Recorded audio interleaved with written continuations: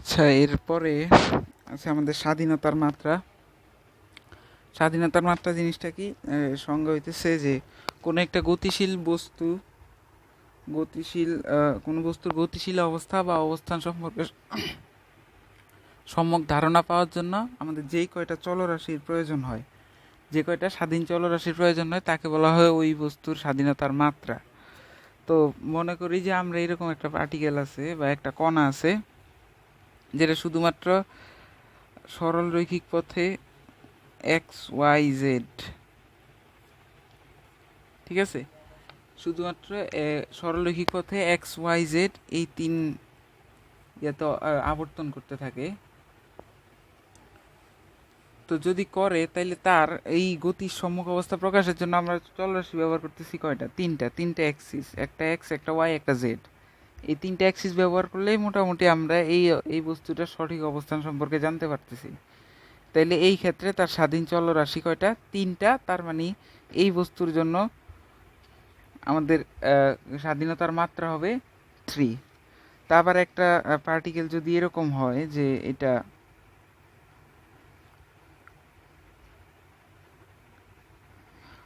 X Y Z এই তিন পথে সরলরৈখিকভাবে আবর্তিত, আবার এই তিনটার পাশাপাশি তার ঘূর্ণন গতিও আছে, মানে সে হয় অ্যান্টি ক্লকওয়াইজ ঘুরবে অথবা ক্লকওয়াইজ, দুইটা যেই কোনো একভাবে ঘুরতে পারে এই কণাটা, ঠিক আছে, হয় অ্যান্টি ক্লক ঘুরবে বা ক্লকওয়াইজ ঘুরবে। তাহলে এই জায়গায় টোটাল চলরাশি কয়টা? 5টা লাগতেছে। একটা তার সরলরৈখিকের জন্য এক্স ওয়াই জেড তিনটা, আর তার ঘূর্ণন গতির জন্য আরো 2টা লাগতেছে। তার মানে টোটাল তার গতির সম্যক অবস্থা প্রকাশের জন্য রাশি লাগতেছে 5টা। তার মানে এই ক্ষেত্রে তার স্বাধীনতার মাত্রা হবে 5। এরকম কোন একটা গতিশীল বস্তুর আহ, গতির অবস্থা প্রকাশের জন্য আমরা যেই কয়টা চলরাশি ব্যবহার করব এই কয়টাই হবে তার স্বাধীনতার মাত্রা। তো স্বাধীনতার মাত্রারে আমরা সাধারণত প্রকাশ করি এফ দ্বারা। এফ, ঠিক আছে। তা আমরা জানি যে এক পারমাণবিক গ্যাস যারা আছে, এক পারমাণবিক গ্যাস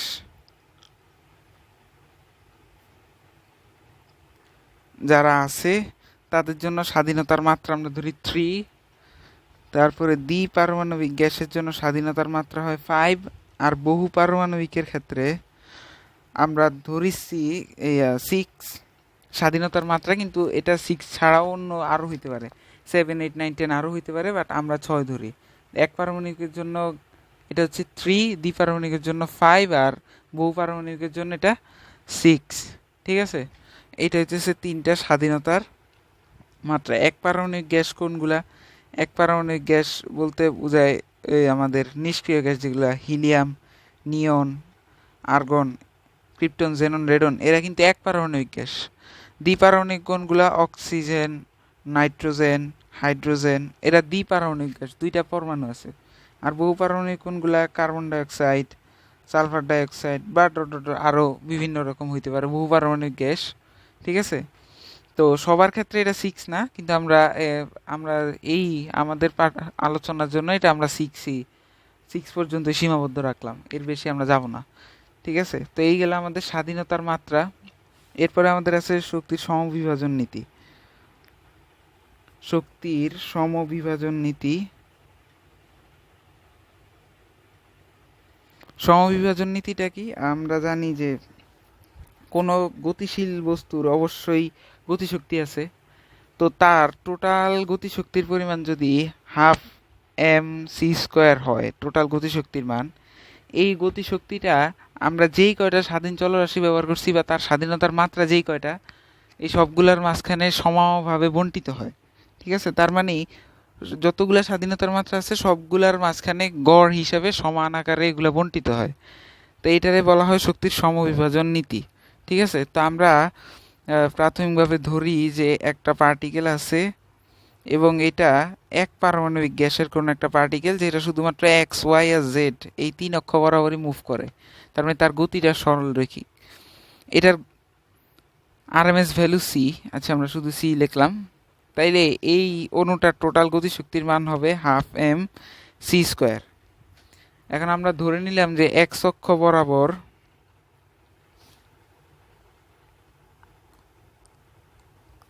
বেগ ইউ ওয়াই অক্ষ বরাবর বেগ ভি আর জেড অক্ষ বরাবর বেগ ডাব্লিউ।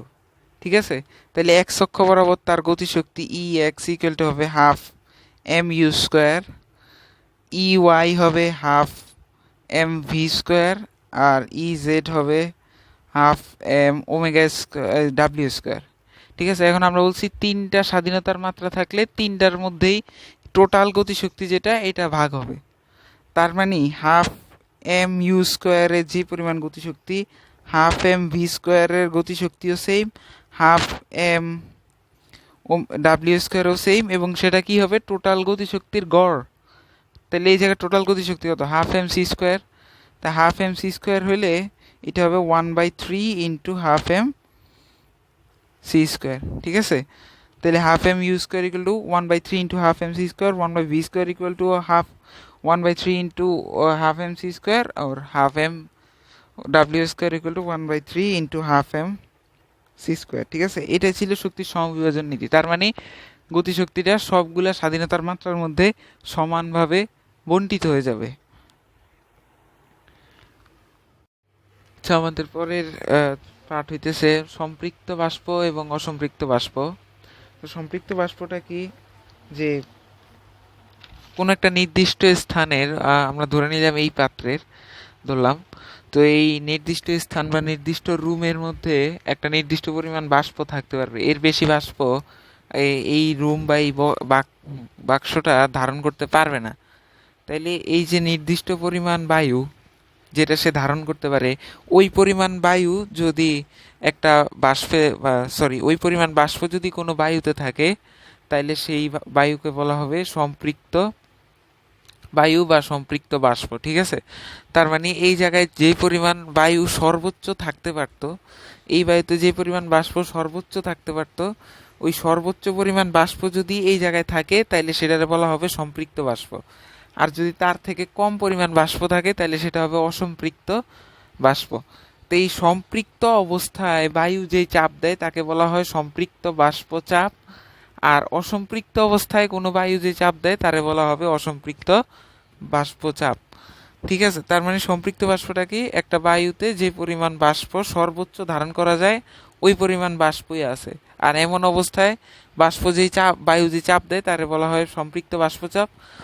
আর যদি সর্বোচ্চ ধারণ ক্ষমতার চেয়ে কম পরিমাণ বাষ্প বায়ুতে উপস্থিত থাকে তাইলে ওই অবস্থায় বাষ্পটারে বলা হবে অসম্পৃক্ত বাষ্প, এবং সে যে চাপ দিবে তাকে বলা হবে অসম্পৃক্ত বাষ্প চাপ। এখন বাষ্প কি, বাষ্প হইতে আমরা নর্মালি বলি জলীয় বাষ্প। ঠিক আছে, মানে পানি বাষ্পীভূত হয়ে বায়ুর মধ্যে যদি বিরাজমান থাকে তাহলে ওই বায়ুর মধ্যে যে জলীয় বাষ্পের অংশটা সেটার উপরে ভিত্তি করে আমাদের এই জায়গার পাঠ যা আছে। তখন আমরা দেখি জলীয় বাষ্পের সাথে বায়ুচাপের সম্পর্ক, জলীয় বাষ্প ও বায়ুচাপের সম্পর্ক। আচ্ছা, আমরা জানি যে প্রত্যেকটা বায়ুর একটা নির্দিষ্ট ঘনত্ব আছে। তো আমরা ধরে নিলাম কোনো বায়ুর ঘনত্ব ρ1। ঠিক আছে, এখন এই বায়ুতে এখানে শুধুই বায়ু আছে। ঠিক আছে, বায়ুর কণা আছে। এই বায়ুতে যদি জলীয় বাষ্পের পরিমাণটা বাড়তে থাকে তাইলে অবশ্যই এখানে বাষ্পের পরিমাণটা বাড়তে থাকলে বায়ুর পরিমাণটা কমতে থাকবে বা বায়ুর ঘনত্ব কমতে থাকবে। এখানে যদি কোনো বাষ্প না থাকতো তার মানে এই জায়গায় যতটুকু বায়ু আছে পুরাটাই শুধুই বায়ু আছে, তার মানে বায়ুর ঘনত্ব বেশি। যদি এই জায়গায় আমরা আস্তে আস্তে জলীয় বাষ্প অ্যাড করতে থাকি তাইলে জলীয় বাষ্পর ঘনত্বটা বাড়তে থাকবে এবং বায়ুর ঘনত্বটা কমতে থাকবে। তো আমরা ধরে নিলাম যে বায়ুর ঘনত্ব ρ1, তো এই ρ1 আস্তে আস্তে কমতে থাকবে যদি জলীয় বাষ্পের পরিমাণ বাড়তে থাকে। আমরা ধরে নিলাম m1 জলীয় বাষ্পের ভর, জলীয় বাষ্পের ভর m1, তাইলে এই ρ1 এর সাথে m1 এর সম্পর্ক হবে ব্যস্তানুপাতিক সম্পর্ক। তার মানে m1 যত বাড়বে ρ1 এর মান তত কমতে থাকবে। ঠিক আছে, তাইলে এখন আমরা যদি দেখি যে P1 V1 by T1 equal to P2 V2 by T2, আমরা জানি একটা সূত্র আছে P1 V1 by T1 equal to P2 V2 by T2। এখান থেকে আমরা যদি লিখি এই V1টারে আমরা জানি আয়তন ইকুয়াল টু কি, ভর ইন্টু ভর ডিভাইডেড বাই ঘনত্ব, তাই না? তো এখন আমরা জলীয় বাষ্পের ভর m1 ধরছি। তা আমরা ধরে নিলাম যে প্রথমে বায়ুর ভর বড় হাতের m1, আর পরবর্তীতে বায়ুর ভর m2। তাইলে আমরা এই জায়গায় v1টার লিখতে পারবো rho one p1 m1 by rho one, যদি প্রথম ঘনত্ব রো ওয়ান হয়, এটা রো টু হয়, into t1 equal to p2 m2 rho two t2। ঠিক আছে? এই জায়গা থেকে আমরা যদি একটা নির্দিষ্ট ভরের বাক্স নেই, ঠিক আছে, নির্দিষ্ট পরিমাণ বাষ্প আছে এরকম একটা বাক্স নেই, তাইলে এই বায়ুর ভর m1 m2 দুইটাই সমান হবে। তো m1 m2 যদি সমান হয়, এই দুইটা আমরা বাদ দিয়ে দিলাম, তাইলে p1 rho one t1 equal two আসবে p2 রো টু t2। তার মানে এই জায়গায় যদি p1 আর p2 স্থির সমান হয়, তাইলে রো ওয়ান আর t1 এর সম্পর্ক কি? পরস্পর ব্যস্তানুপাতিক। ঠিক আছে? আর যদি t1 ও t2 পরস্পর সমান বা ধ্রুবক হয়, তাইলে আমরা লিখতে পারবো যে p1 সমানুপাতিক রো ওয়ান। তার মানে রো ওয়ান যত কমবে p1 তত কমবে, রো ওয়ান যত বাড়বে p1 তত বাড়বে।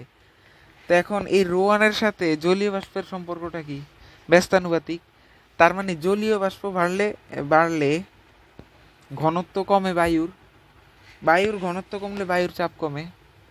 ঠিক আছে? তার মানে জলীয় বাষ্প বাড়লে বায়ুর চাপ কমবে, জলীয় বাষ্প কমলে বায়ুর চাপ বাড়বে। এটাই ছিল জলীয় বাষ্প ও বায়ু চাপের সম্পর্ক। তার মানে জলীয় বাষ্পের সাথে বায়ুর চাপের সম্পর্ক কি? পরস্পর ব্যস্তানুপাতিক। জলীয় বাষ্প বাড়লে বায়ুর চাপ কমে, আর জলীয় বাষ্প কমলে বায়ুর চাপ বাড়ে। ঠিক আছে? এই ছিল। তারপরে সম্পৃক্ত বাষ্পচাপের কিছু বৈশিষ্ট্য আছে, অসম্পৃক্ত বাষ্পচাপের বৈশিষ্ট্য আছে, এগুলা বই দেখে আমরা একটু পড়ে নিব। সম্পৃক্ত বাষ্পচাপের বৈশিষ্ট্য আর অসম্পৃক্ত বাষ্পচাপের বৈশিষ্ট্য। ঠিক আছে? এরপরে আসতেছে আমাদের শিশিরাঙ্ক, একটা নতুন টার্ম, সেটা হচ্ছে শিশিরাঙ্ক। শিশিরাঙ্ক জিনিসটা কি? শিশিরাঙ্কের সংজ্ঞাটা এরকম যে তাপমাত্রায় একটি নির্দিষ্ট আয়তনের বায়ু তার ভেতরে জলীয় বাষ্প দ্বারা সম্পৃক্ত হয় তাকে ওই বায়ুর শিশিরাঙ্ক বলে। যে তাপমাত্রায় কোনো একটা নির্দিষ্ট আয়তনের বায়ু এর মধ্যে উপস্থিত জলীয় বাষ্প দ্বারা সম্পৃক্ত হয়। এই জায়গায় কয়েকটা টার্ম আছে, আমরা একটু ফার্স্টে খেয়াল করি। আমরা ধরে নিলাম এই জায়গায় একটা পাত্র,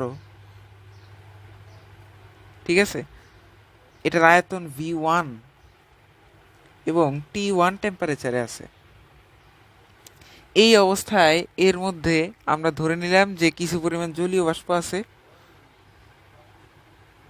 এখানে জলীয় বাষ্প থাকার যতটুকু ধারণ ক্ষমতা তার আছে, জলীয় বাষ্প ধারণ করার তার থেকে কম পরিমাণ আছে। তার মানে এই বায়ুটা কি? অসম্পৃক্ত বায়ু বা অসম্পৃক্ত বাষ্প আছে এটার মধ্যে। তার মানে যে পরিমাণ বাষ্প ধারণ করতে পারতো তা নাই, তার চেয়ে কম আছে। এখন আমরা কি করলাম? এটার টেম্পারেচার কমাই দিলাম।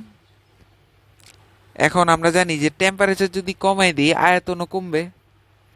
তো যদি টেম্পারেচার কমাই দিই, এটা যতটুকু আয়তন ছিল আমরা ধরে নিলাম যে এই জায়গায় কিছু বাষ্প ছিল, হ্যাঁ, এগুলা বাষ্প, কিন্তু অসম্পৃক্ত অবস্থায়।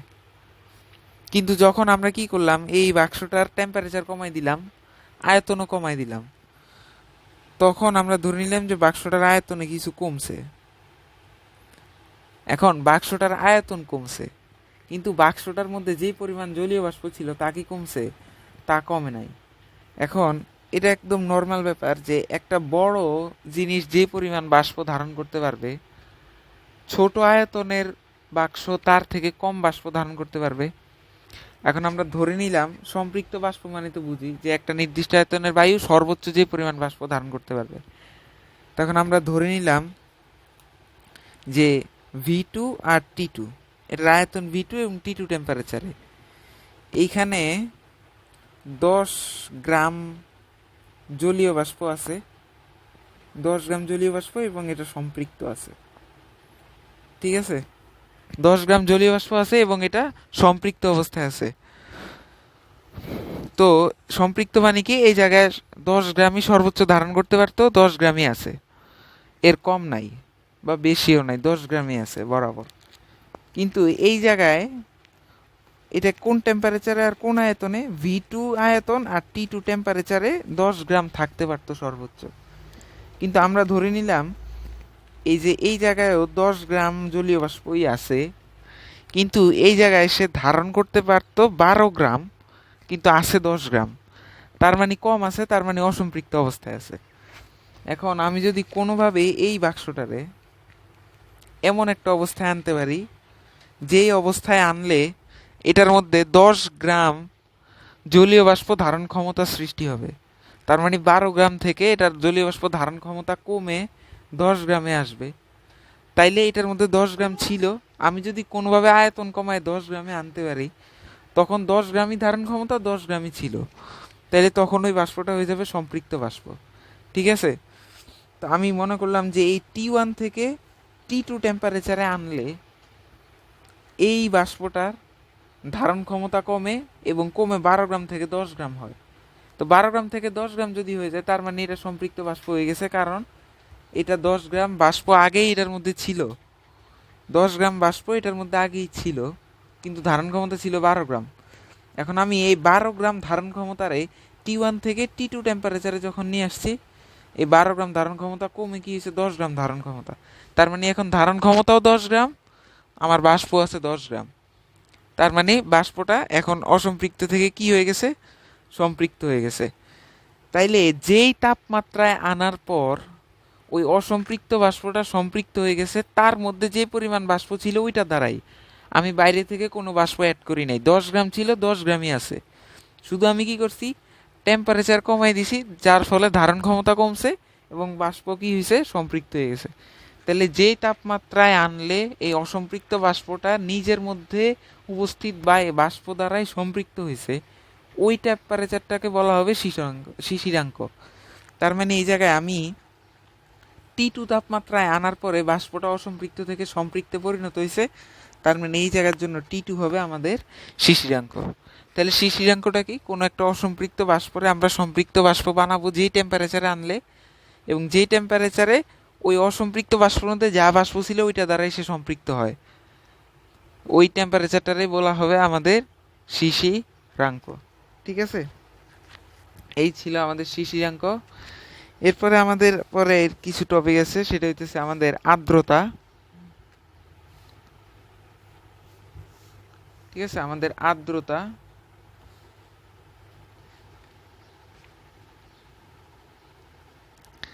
আর্দ্রতা জিনিসটা কি, যে কোনো স্থানের একক আয়তনের বায়ুতে কি পরিমাণ জলীয় বাষ্প আছে, কোনো স্থানের একক আয়তনের বায়ুতে কি পরিমাণ জলীয় বাষ্প আছে, এটাই তার আর্দ্রতা।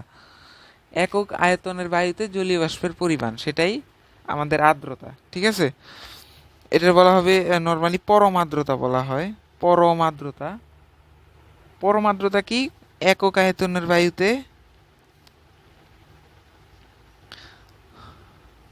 একক আয়তনের বায়ুতে জলীয় বাষ্পের পরিমাণ, জলীয় বাষ্পের পরিমাণ, এটারে বলা হবে আমাদের পরম আর্দ্রতা। ঠিক আছে? একক আয়তনের বায়ুতে জলীয় বাষ্পের পরিমাণ, এটারে বলা হবে আমাদের পরম আর্দ্রতা। আর আপেক্ষিক আর্দ্রতা, এরপরে আরেকটা টার্ম আছে, সেটা হচ্ছে আপেক্ষিক আর্দ্রতা।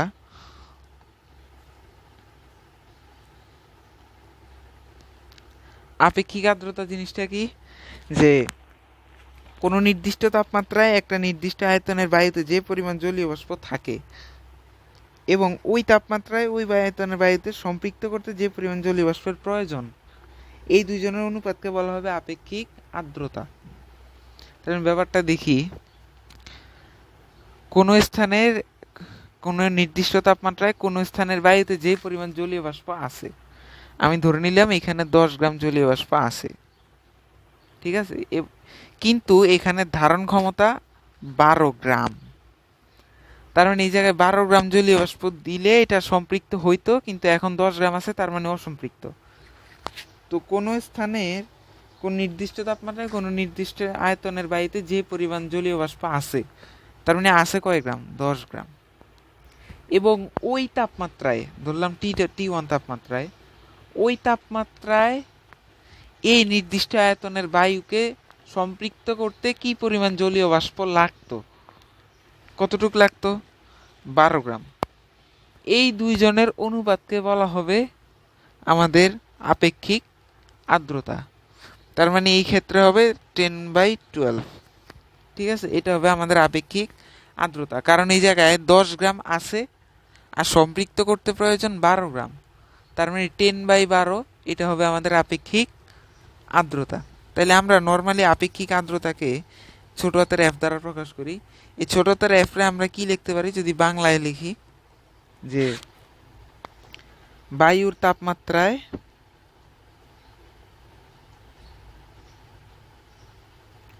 উপস্থিত বাষ্পের ভর, উপস্থিত বাষ্পের ভর ডিভাইডেড বাই ওই তাপমাত্রায় সম্পৃক্ত করতে প্রয়োজনীয় বাষ্পের ভর, প্রয়োজনীয় বাষ্পের ভর।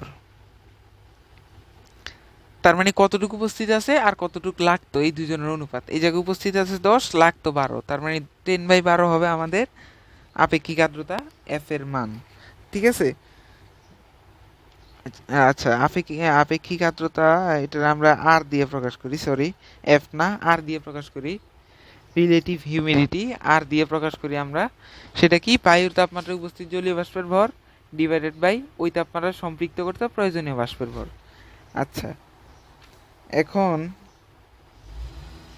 আমরা যদি এটা এইভাবে লিখি, আমরা জানি যে জলীয় বাষ্পের ভর এবং চাপ যেটা আছে পরস্পরের কি সমানুপাতিক। একটা স্থানে জলীয় বাষ্পের পরিমাণ যত বাড়তে থাকবে, ওই জলীয় বাষ্পের চাপের পরিমাণও তত বাড়তে থাকবে, কারণ ভর যত বাড়বে চাপ তো তত বাড়তেই থাকবে। তার মানে আমরা এই জায়গায় উপস্থিত বাষ্পের ভরের জায়গায় যদি আমরা লিখি উপস্থিত বাষ্প দ্বারা সৃষ্ট চাপ, এটা লিখলেও সেমই হয়, কারণ চাপ আর ভর পরস্পরের সমানুপাতিক। জলীয় বাষ্প যত বাড়বে জলীয় বাষ্পের চাপও তত বাড়তে থাকবে। তাহলে আমরা এই জায়গায় লিখতে পারি যে বায়ুর তাপমাত্রায়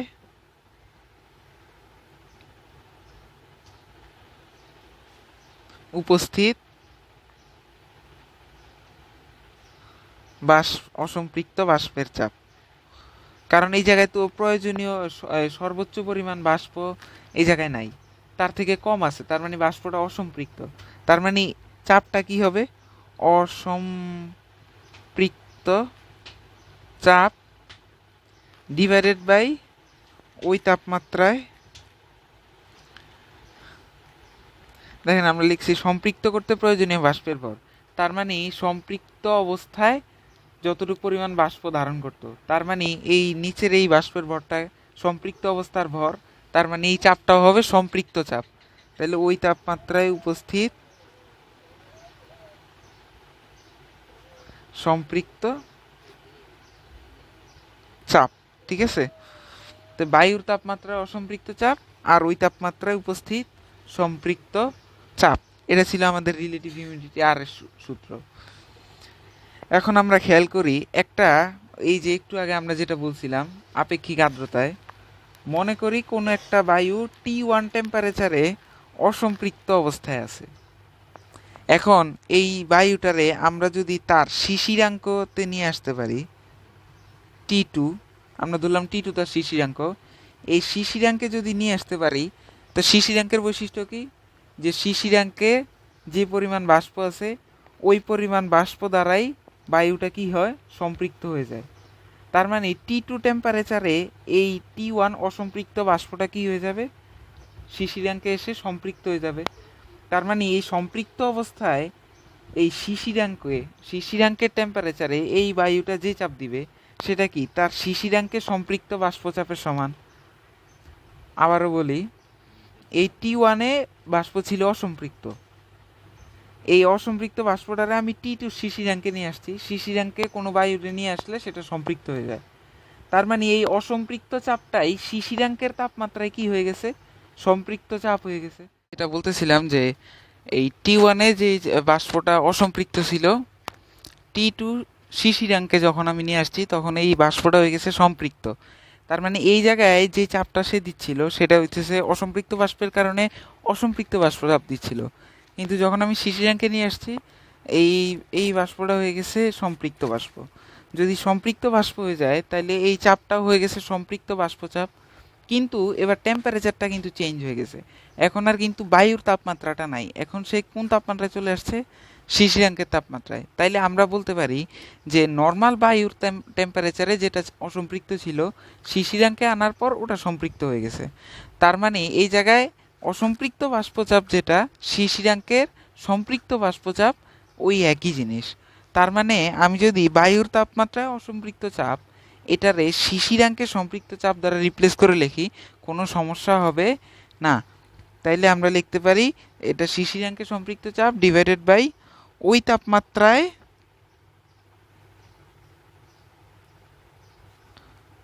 সম্পৃক্ত চাপ। ঠিক আছে, এখন দুইটা সম্পৃক্ত নিয়ে ঝামেলা লাগাইলে হবে না। এটা হইতেছে আমাদের শিশিরাঙ্কের তাপমাত্রা, যেটা আমি নিয়ে আসছি ইচ্ছা করে। ছিল T1 কিন্তু আমি ইচ্ছা করে সম্পৃক্ত বানানোর জন্য T2 নিয়ে আসছি শিশিরাঙ্কে। এটা হইতেছে শিশিরাঙ্কেরটা। আর এখানে ওই তাপমাত্রা বলতে এই T1 সম্পৃক্ত যদি করতাম তাইলে কি চাপ দিত, মানে আমি T1 চেঞ্জ করতাম না, অতিরিক্ত জলীয় বাষ্প অ্যাড করতাম, করার পর সম্পৃক্ত করলে যে চাপ দিত এটা হইতেছে আমাদের নিচেরটা। আর উপরেরটা কি, আমি জলীয় বাষ্পের পরিমাণ চেঞ্জ করি নাই, টেম্পারেচারটা চেঞ্জ করে শিশিরাঙ্কে নিয়ে এসে জোর করে এটারে সম্পৃক্ত বানাইছি। তাহলে সেটা হইতেছে শিশিরাঙ্কের সম্পৃক্ত চাপ। তো আমরা শিশিরাঙ্কের সম্পৃক্ত চাপকে F দ্বারা প্রকাশ করি, আর বায়ুর টেম্পারেচার সম্পৃক্ত চাপ বড় হাতের F। তাহলে আপেক্ষিক আর্দ্রতা R equal to F into F। এখন এই আপেক্ষিক আর্দ্রতারে আমরা হিসাব করি পার্সেন্টেজে, এই জন্য আমরা এইখানে 100% লিখে থাকি। ঠিক আছে, তাহলে এইটা ছিল আমাদের আপেক্ষিক আর্দ্রতার সূত্র। সেটা কি, শিশিরাঙ্কের সম্পৃক্ত চাপ ডিভাইডেড বাই ওই তাপমাত্রায় সম্পৃক্ত যেই চাপ দেয়, এটা হইতেছে আমাদের আপেক্ষিক আর্দ্রতার সূত্র। ঠিক আছে, এখন আপেক্ষিক আর্দ্রতা নির্ণয়ের বিভিন্ন গুরুত্ব আছে এবং এগুলার বাস্তব কিছু প্রয়োগও আছে, সেটা আমরা দেখব। যেমন মেঘাচ্ছন্ন রাত্রি অপেক্ষা মেঘশূন্য রাত্রি শিশির জমার জন্য সহায়ক কেন, বর্ষার দিন অপেক্ষা শীতকালে ভিজা কাপড় তাড়াতাড়ি শুকায় কেন, গরমের দিনে কুকুর জিহ্বা বের করে দৌড়ায় কেন। ঠিক আছে, এগুলো হইতেছে আমাদের আপেক্ষিক আর্দ্রতা, হিউমিডিটি, শিশিরাঙ্ক, এগুলো দিয়ে আমরা ব্যাখ্যা করতে পারবো। বইয়ে সবগুলো উদাহরণ দেওয়া আছে, আমরা একটু দেখে নিলেই হবে। ঠিক আছে, এরপরে আমরা একটা একটু দেখি শিশিরাঙ্ক ও আপেক্ষিক আর্দ্রতার যে সম্পর্কটা সেটা আমরা বের করতে পারি কিনা। তো এখন আমাদের কথা হলো যে আমরা যদি কোনো একটা বায়ুর শিশিরাঙ্কের তাপমাত্রা জানি, তাইলে না আমরা বলতে পারবো যে এই তাপমাত্রা থেকে শিশিরাঙ্কে কোন টেম্পারেচারে আনলে এটা শিশিরাঙ্ক হবে। তার মানে আমার আগে নির্ণয় করতে হবে শিশিরাঙ্কটা। তা আমরা শিশিরাঙ্ক যখন নির্ণয় করতে যাই তখন আমরা গ্লেইসারের একটা সূত্র ব্যবহার করি। গ্লেইসারের সূত্র শিশিরাঙ্ক নির্ণয়ের সময় ব্যবহার করি।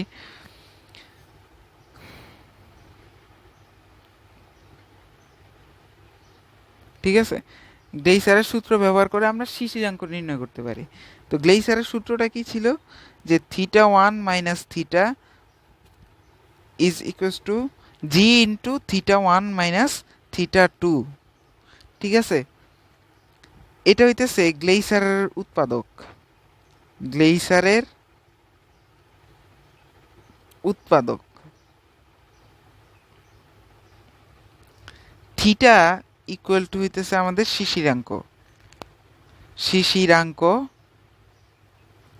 θ1 শুষ্ক বাল্বের তাপমাত্রা।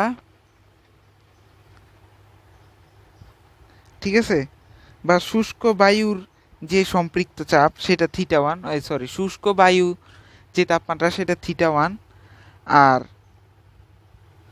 সিক্ত θ2 হইতেছে আমাদের সিক্ত বা জলীয় বাষ্প সম্পন্ন ভিজা বায়ুর তাপমাত্রা বা বাল্বের তাপমাত্রা। তো এই জিনিসটা কোত্থেকে আসছে? এটা আসছে একটা যন্ত্র দ্বারা আমরা পরীক্ষা করি, সেটা হচ্ছে শুষ্ক বাল্ব হাইগ্রোমিটার। শুষ্ক বাল্ব হাইগ্রোমিটার নামে একটা যন্ত্র আছে, আমরা ওই যন্ত্রটা দ্বারা এটা ক্যালকুলেশন করি। তা আমরা একটু দেখি ওই যন্ত্রটা কেমন। আচ্ছা, যন্ত্রের চিত্রটা একটু বই থেকে দেখে নিলে ভালো হয়। আমরা নর্মালি একটা চিত্র আঁকি, মনে করি এরকম একটা আবদ্ধ কেস আছে। এখানে আহ, আমরা পানি রাখছি কিছু, একটা ছোট পাত্রে কিছু পানি রাখছি। এটা এমন একটা আবদ্ধ জায়গা যেখানে বায়ুর কোনো আদান প্রদান নাই। ঠিক আছে, যে পরিমাণ বায়ু ছিল ওইটাই আছে, এখানে বায়ুর আদান প্রদান নাই, আর টেম্পারেচারেরও খুব একটা চেঞ্জ নাই। ঠিক আছে, এটা আমরা ফিক্সড রাখলাম। এইখানে একটা থার্মোমিটার রাখলাম।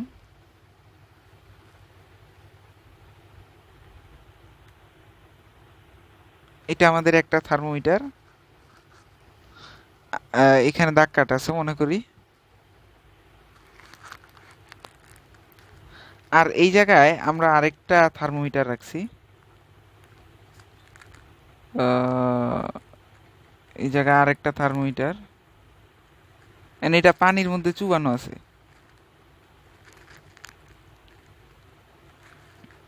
তো শুরুতে আমরা কি করছি, আমরা একটা নির্দিষ্ট বায়ুর তাপমাত্রা আমরা ধরলাম যে ধরি 32 ডিগ্রি সেলসিয়াস। এই 32 ডিগ্রি সেলসিয়াসে দুইটা থার্মোমিটার নিছি, যে দুইটার মধ্যেই 32 ডিগ্রি সেলসিয়াসের তাপমাত্রা ঠিক ছিল। তারপরে আমরা কি করছি, একটা থার্মোমিটারে একটু পানির মধ্যে পানি বলতে আর কি একটা উলের কাপড় বা সিল্কের কোন একটা কাপড় বা রেশমি কাপড় দ্বারা এটার এই যে বাল্ব, এই বাল্বটারে পেঁচাইছি। পেঁচানোর পরে কি করছি, এটারে পানির মধ্যে চুবাই দিছি। আচ্ছা, তো পানির মধ্যে চুবানোর ফলে ওই কাপড়টা কিছু পরিমাণ পানি শোষণ করছে। এখন এই কিছু পরিমাণ পানি শোষণ করার পরে আমরা কি করছি, ওই সিক্ত বাল্বটা, এই সিক্ত কাপড়টা এই বাল্বের মধ্যে লাগাই রাখছি।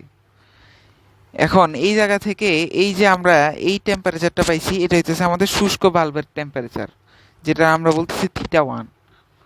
এখন এই জায়গায় যে সিল্কের কাপড়টা লাগাইছি এই বাল্বের ইয়ার মধ্যে, এই সিল্কের কাপড়ে পানি আছে।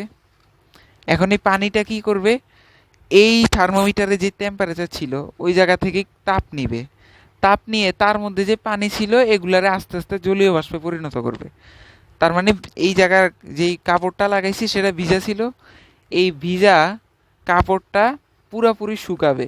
শুকানোর জন্য তার যে প্রয়োজনীয় তাপ সেটা কিন্তু বাইরে থেকে আদান প্রদান হবে না, কারণ এটা এরকমভাবেই তৈরি যাতে বাইরের আদান প্রদান না হয়। তাহলে সে প্রয়োজনীয় তাপ কার থেকে নিবে, এই জায়গায় যে টেম্পারেচার ছিল থার্মোমিটারে 32 ডিগ্রি, এখান থেকে এই থার্মোমিটার থেকে সে আস্তে আস্তে টেম্পারেচারটা নিবে এবং পানিটা শুকাবে। তো এই জায়গাতে সে যদি তাপ নিয়ে নেয়, তাইলে এই থার্মোমিটারের টেম্পারেচার অবশ্যই 32 থেকে কমে যাবে। তো 32 থেকে কমতে কমতে আমি মনে করলাম যে 30-এ একটা পার্ট নিছি। তাহলে এইটা হবে আমাদের সিক্ত বাল্বের টেম্পারেচার θ2।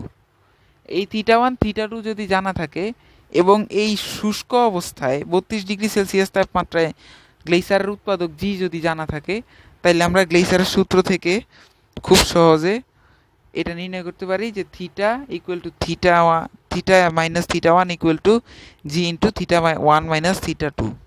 ঠিক আছে, এখন এই গ্লেসারের কনস্ট্যান্ট এইটা প্রায় টাইমে এগুলা পরীক্ষালব্ধ মান, এবং এটা সবসময় ফিক্সড নির্দিষ্ট টেম্পারেচারের জন্য, এবং এটা প্রশ্নে দেওয়াই থাকবে।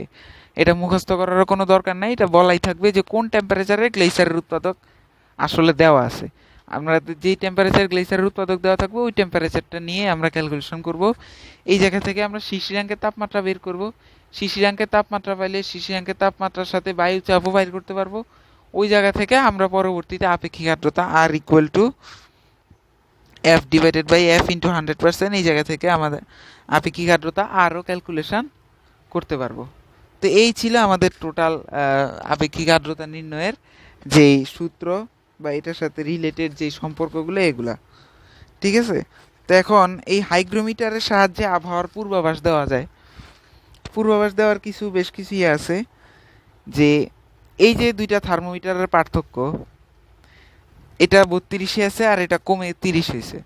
এটা যদি খুব তাড়াতাড়ি কমে, এই দুইটার পার্থক্য যদি খুব তাড়াতাড়ি হ্রাস পায়, হঠাৎ হ্রাস পায়, তার মানে এখানে হঠাৎ হ্রাস পেলে, হঠাৎ কমে গেলে ঝড় হওয়ার সম্ভাবনা আছে। তার মানে এটা 32 থেকে হঠাৎ করে 30 হয়ে গেছে, মানে খুব তাড়াতাড়ি 30 হয়েছে, তার মানে ঝড় হওয়ার একটা সম্ভাবনা আছে। যদি ধীরে ধীরে কমে, তার মানে 32 থেকে আস্তে আস্তে কমে সেটা 30 হয়েছে, তাইলে সেই ক্ষেত্রে বৃষ্টি হওয়ার সম্ভাবনা আছে। যদি এইটা আর এটার পার্থক্য খুব বেশি হয়, তার মানে এটা 32, এটা মনে করো যে 16, 17, এরকম খুব বেশি পার্থক্য, পার্থক্য অধিক হলে, বেশি হলে, সেই ক্ষেত্রে বলা যায় যে আবহাওয়াটা শুষ্ক আছে। আর যদি এটার পার্থক্য কম হয়, তাইলে আমরা বলতে পারবো যে আবহাওয়া সিক্ত বা ভিজা আছে। ঠিক আছে, মানে জলীয় বাষ্প দ্বারা পূর্ণ আছে, আর্দ্র আছে। তাহলে এই চারটাকে হিসাব করে আমরা ইজিলি বলে দিতে পারি আবহাওয়ার পূর্বাভাস কি। তো এই ছিল আমাদের আপেক্ষিক আর্দ্রতা সংক্রান্ত এবং আমাদের শিশিরাঙ্ক সংক্রান্ত থিওরি।